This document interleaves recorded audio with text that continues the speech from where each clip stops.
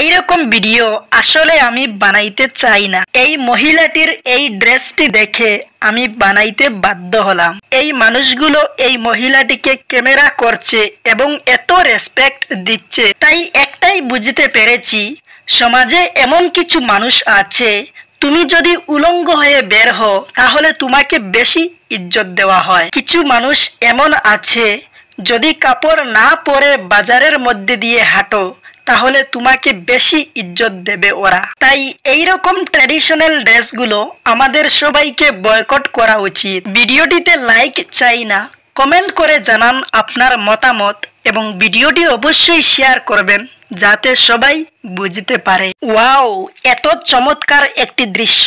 এই মানুষগুলো সমুদ্রে গিয়েছিল এবং সমুদ্রের ঢেউয়ের ফলে সেখানে একটি ডলফিন এসেছে, আর ডলফিনের সাথে এদের সম্পর্কটা দেখেন, আমার তো খুবই ভালো লাগছে। আর একটা নলেজ হচ্ছে যে বিজ্ঞানের মতে পৃথিবীর মধ্যে সবচেয়ে বুদ্ধিমান প্রাণীটি হচ্ছে ডলফিন। আপনি যদি পাশে থাকতেন এবং ডলফিন যদি আসতো তাহলে আপনি কি সাহস করতেন এই ডলফিনের সাথে সাক্ষাৎ করতে? এই সুন্দর দৃশ্যটি যদি ভালো লাগে তাহলে ভিডিওটি অবশ্যই শেয়ার করবেন এবং কমেন্ট করে লিখে জানাবেন আপনার মতামত।